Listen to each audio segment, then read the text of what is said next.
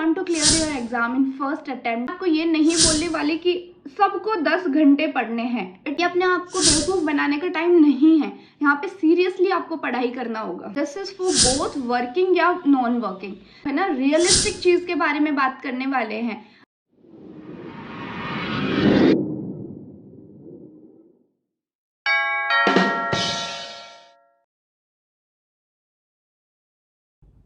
Hello everyone, welcome back to the channel. I hope you all are doing well.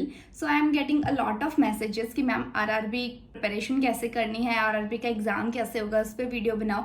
So I am back again with an another video जिसमें आज हम बात करने वाले about the strategy, expected date of the RRB nursing exam, कैसे आप इसको clear कर सकते हो। So if you want to clear your exam in first attempt then this video is for you and watch the complete video till the end and do not skip any part of the video. And if you are new to the channel, please do subscribe and press the bell icon to get all the notifications on time. So let's start the video. So जैसा कि आप सभी को पता है कि अभी जो RRB में है, अभी मोर देन आपको 700 जो है वो वैकेंसीज देखने को मिल रहा है। अबाउट 713 वैकेंसीज अभी नर्सिंग ऑफिसर का, नर्सिंग सुपरिटेंडेंट का रिलीज हुआ है। एंड इसका लास्ट जो एग्ज़ाम हुआ था वो 2015 में हुआ था। 2015 के बाद 2019 में एग्ज़ाम था एंड अभी ये एग्ज़ाम निकला 2024 में। सो ये काफ़ी टाइम बाद जो है वो एग्ज़ाम हो रहा है एंड आपको 713 वैकेंसीज देखने को मिल रहा है, जो कि आपका ग्रुप बी का वैकेंसी है एंड जिसमें एक अच्छा खासा जो है सैलरी पैकेज है। सो अगर आप इसका प्रिपरेशन करना चाहते हो, स्ट्रैटेजी देखना चाहते हो कि कैसे प्रिपेयर करें कि आप फर्स्ट अटेम्प्ट में ही इसको क्लियर कर पाए, सो वीडियो को प्लीज एंड तक जरूर देखना। सो एक्सपेक्टेड डेट के बाद अभी फॉर्म फिल हो चुके हैं। सो अब सबका नेक्स्ट क्वेश्चन है कि एग्जाम कब होगा, क्योंकि जब तक एग्जाम की डेट नहीं आती देयर आर स्टूडेंट जो प्रिपरेशन स्टार्ट नहीं करते। सो एक्सपेक्टेड डेट क्या रहने वाली है। सी जो 2015 में एग्जाम हुआ था, जो आपका फॉर्म फिल हुआ था, उसके ऑलमोस्ट 2.5 मंथ्स के बाद जो है आपका एग्जाम हो गया था। ऐसे ही 2019 में ऑलमोस्ट 3 मंथ्स के बाद आपका एग्जाम हो गया था एंड अब एक्सपेक्टेड है कि आपका जो एग्जाम है वो आपका दिसंबर एंड तक होने के चांसेस है। So you have enough time, you have almost आपके पास 2 to 2.5 मंथ्स है आपकी प्रिपरेशन करने के लिए। अभी आपके पास इनफ टाइम है, ठीक है। सो अब जो इसके बाद क्वेश्चन आता है, चलो आप एक्सपेक्ट कर सकते हो कि आपके नवंबर या दिसंबर में आपका एग्जाम हो सकता है। अब तैयारी कैसे करनी है। प्लानिंग इज वेरी इंपॉर्टेंट, ठीक है। कुछ भी आप काम करते हो उससे पहले प्लानिंग बहुत जरूरी है। सो आपको सबसे पहले क्या करना है, अपना जो है थ्योरी पढ़ना है, थ्योरी के साथ MCQ करना है। सी जो ये वीडियो मैं आपके लिए बना रही हूँ, this is for both working या non working. There are student जो अभी वर्किंग है, प्राइवेट में है या कहीं पे भी वर्किंग है, और देयर आर स्टूडेंट्स जो अभी सिर्फ प्रिपरेशन कर रहे हैं। सी मैं आपको ये नहीं बोलने वाली कि सबको 10 घंटे पढ़ने हैं। It is not possible for a working student कि वो 10 आवर्स अपने स्टडी को दे सके। सो यहाँ पे हम जो है ना रियलिस्टिक चीज के बारे में बात करने वाले हैं। I am not gonna say कि आप 10 घंटे पढ़ो, 8 घंटे पढ़ो, दिस इज नॉट रियलिस्टिक। मैं आपको यहाँ रियलिस्टिक चीज बताऊंगी। अगर आपको लगे कि वो आपके लिए काम कर रही है तो आप उस स्ट्रैटेजी के अकॉर्डिंग जा सकते हैं, otherwise it's all up to you, ठीक है। सबसे पहले आपको जो है थ्योरी प्लस MCQ करना है। आप MCQ का टारगेट रखो डेली 200 MCQ डेली आपको करने हैं, ठीक है। इसके अकॉर्डिंग अगर आप 2 मंथ्स भी लेके चलोगे, एक मंथ में आप कितना इसको मल्टीप्लाई कर दो 60 से, कितना ज्यादा MCQ आप कर लोगे तो आपका डेली रिवीजन हो जाएगा, ठीक है। नेक्स्ट अगर हम थ्योरी की बात करें, देखो मैं आपको जो सजेस्ट करूंगी, आप लास्ट डेज है तो आप इंपॉर्टेंट टॉपिक्स पहले करना एंड आप डेली एक काम कर सकते हो। आप डेली 2 टॉपिक पकड़ो। आपको पढ़ना तो सारा है बट 2 टॉपिक ऐसा पकड़ो जो आप डेली बिल्कुल अच्छे से रिवाइज कर रहे हो कि उससे क्वेश्चन आपका गलत नहीं हो सकता, ठीक है। मान लो आज आपने एक टॉपिक पढ़ लिया MI और आपने F1 से कर लिया अपना लंबर पंचर, ठीक है। ये 2 टॉपिक मान लो आपने आज पकड़ लिया है, क्योंकि दोनों छोटे टॉपिक है। एक दिन में आप ज्यादा टॉपिक भी कर सकते हो। अगर मान लो आप 3 टॉपिक कवर कर पा रहे हो, दैट्स वेल एंड गुड, ठीक है। तो 2 टॉपिक तो मिनिमम है कि आप पकड़ के चलो और आप वो रिवाइज कर रहे हो। और कोशिश करना कि दोनों टॉपिक है ना डिफरेंट सब्जेक्ट से हो, ताकि आपकी प्रिपरेशन मतलब ऑल राउंड एक साथ हो, कि ऐसा नहीं है कि एक बार आपने सिर्फ F1 पकड़ लिया और बाकी सब्जेक्ट्स आपके खराब हो रहे हैं। ठीक है, तो ये दोनों मान लो आपने अलग अलग सब्जेक्ट से लेना, ताकि आप अच्छे से सारे सब्जेक्ट्स को एक साथ लेके चल सको। ठीक है, ऐसे अगर आप डेली 2 टॉपिक करोगे, 1 महीने में आप 60 टॉपिक्स कवर कर पाओगे। ठीक है, और 2 मंथ्स में आप 120 टॉपिक्स तो आपके ऐसे हो जाएंगे जिसमें से कुछ गलत होने के चांस ही नहीं है। ठीक है, बाकी तो आप साथ में प्रिपरेशन करोगे, ऐसा नहीं है ना कि आप एक दिन में सिर्फ 200 MCQ और 2 टॉपिक करोगे, इसके अलावा भी तो पढ़ोगे ना। सो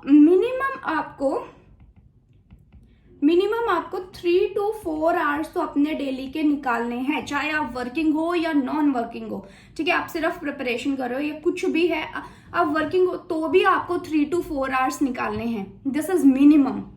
ठीक है, और ये जरूरी नहीं है कि आप सारे एक साथ दो। आप एक घंटा मॉर्निंग में दे दिया, 2 घंटे दोपहर में दे दिया, 1 घंटा रात में दे दिया। So it's totally up to you and up to your shifts कि आपका क्या शिफ्ट ड्यूटी चल रहा है। ठीक है, उसके अकॉर्डिंग आपको टाइम निकालना है, और ये आपकी एक पर्सनल कैपेसिटी पे भी डिपेंड करता है।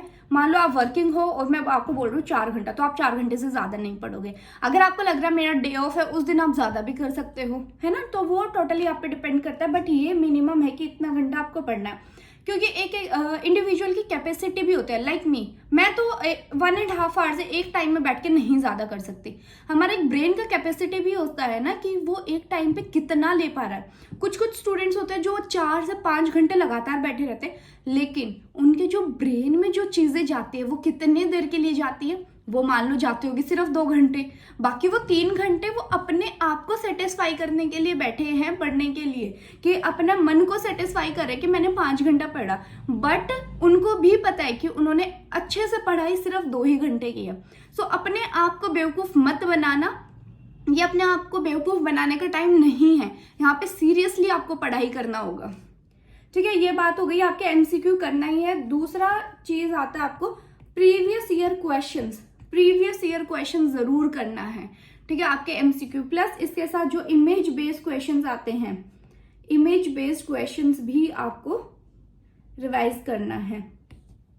क्लियर है। नेक्स्ट एक जो चीज आप कर सकते हो वो है आपका वीकली सब्जेक्ट रिवाइज करना है।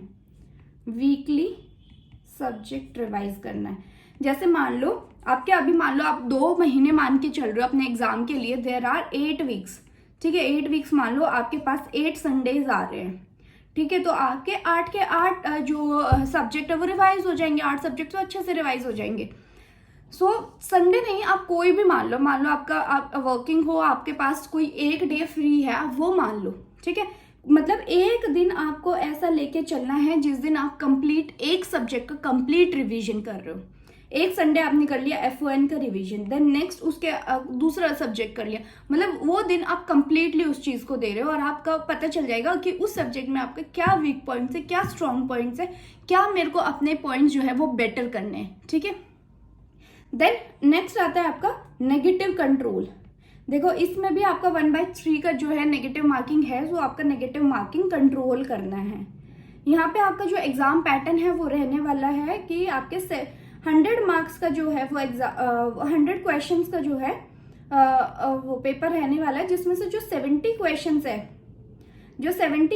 है वो आएंगे आपके नर्सिंग से, और जो 30 क्वेश्चंस है वो आपके देखो जनरल साइंस से, जनरल अवेयरनेस से, और आपके अरिथमेटिक प्लस रीजनिंग, इन सब से आने वाले हैं। ठीक है, सो मैं आपको डेली बोलना चाहूंगी कि आप डेली जो 30 क्वेश्चंस है ना, वो भी देखो आप उसको हल्के में नहीं ले सकते। 30 क्वेश्चंस एक बिग नंबर है।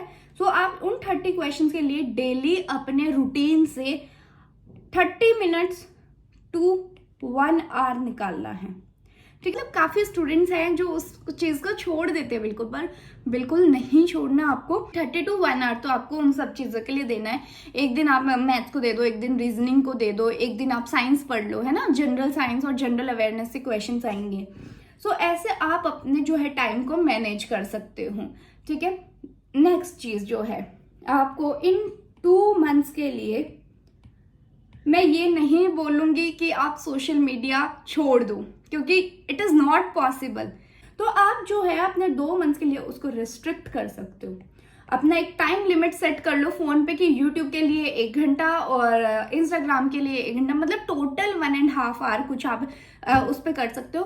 एंड वन मोर थिंग, अगर आप नहीं भी छोड़ना ना आपको सोशल मीडिया, मैंने कभी अपनी प्रिपरेशन के टाइम पे ऐसा नहीं किया कि मैंने सोशल मीडिया छोड़ दिया। सी, अपने यूट्यूब पे आपको जब भी फ्री टाइम लग रहा है, यूट्यूब हो गया, इंस्टाग्राम हो गया, फेसबुक हो गया, फॉलो दोज पेजेस जो आपको हेल्प करें। एजुकेशनल पेजेस को फॉलो करो, एजुकेशनल वीडियोस देखो, ठीक है। उससे क्या होगा, जब भी आप अपना यूट्यूब खोलोगे या इंस्टाग्राम खोलोगे, आपको वहां पे एजुकेशनल वीडियोस मिलेगा, एजुकेशनल वाला पार्ट मिलेगा। तो वो जो चीजें हैं ना जो आपको डिस्ट्रैक्ट करती हैं, वो आपके फीड से ही खत्म हो जाएगा थोड़े टाइम के बाद। आप खुद देखते हो, आप अगर आपने कुछ सर्च कर लिया या यूट्यूब पे कोई वीडियो देख लिया, आपके फीड में वही चीजें आती है बार बार। सो अगर आप एजुकेशनल वीडियो देखोगे, आपके फीड में वही चीजें आएंगी और आपका इंटरेस्ट बनेगा वो चीजें देखने में। और क्योंकि ये होता है ना कि आपने यूट्यूब पे 1 या 2 वीडियो देख ली एजुकेशन की, उसके बाद आप खुद ही बंद कर दोगे, तो वो वहां से रिस्ट्रिक्ट हो जाएगा। अपने फीड को ऐसा बनाओ कि आपको सिर्फ एजुकेशनल वीडियोज ही दिखे। कुछ टाइम के बाद ऐसा ही होगा, जो डिस्ट्रैक्टिंग चीजें होती है ना वो हट जाएगी आपके फीड से, ठीक है। This thing you can do and I am promising you कि अगर आप ये कंसिस्टेंटली फॉलो करोगे इस वाले उसको, तो आपको कोई नहीं रोक सकता एग्जाम क्रैक करने से। You can crack your exam in first attempt, ठीक है। अब मिनिमम 3 to 4 आवर्स अपनी स्टडी को जरूर देना और अपनी स्टडी को जो है बैलेंस करके चलना है, ठीक है। ये नहीं है कि आप डेली सिर्फ वो टॉपिक्स पढ़ रहे हो जो आपको आते नहीं है, ठीक है। डेली ये नहीं करना कि आप सारे वही टॉपिक्स पढ़ रहे हो जो आपको आते हैं, ठीक है। बैलेंस करके चलना है कि आपने 2 टॉपिक्स वो पढ़ा जो आपको आता था, 3 टॉपिक वो पढ़ा जो आपको नहीं आता था, ठीक है। एंड एक रूटीन और बनाना है, डेली मॉर्निंग में आप अपने फुल डे का प्लान कर लो कि आज मुझे ये चीजें खत्म करनी है। चाहे उसमें आपको रात के 10 बजे 11 बजे कितना भी टाइम हो, आपको एटलीस्ट वो चीजें पढ़ के ही सोना है। And make your plan a realistic plan, ठीक है। जैसे आपको यहाँ पे बताया है कि 200 MCQ करो। देयर आर स्टूडेंट जो अपना 200 नहीं कर पाएंगे डेली, जो 150 भी कर पाए। देयर आर स्टूडेंट जो एक दिन में 300 भी कर पाएंगे। सो अपना स्ट्रैटेजी अपने हिसाब से बनाओ, अपने रियलिस्टिक गोल के हिसाब से बनाओ। Hope this video is gonna help you. And अगर आपको कोई भी डाउट है तो you can DM us on our Instagram page.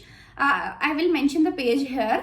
And if you like this video, please do like, comment, share and subscribe to. So all the very best. Thank you so much.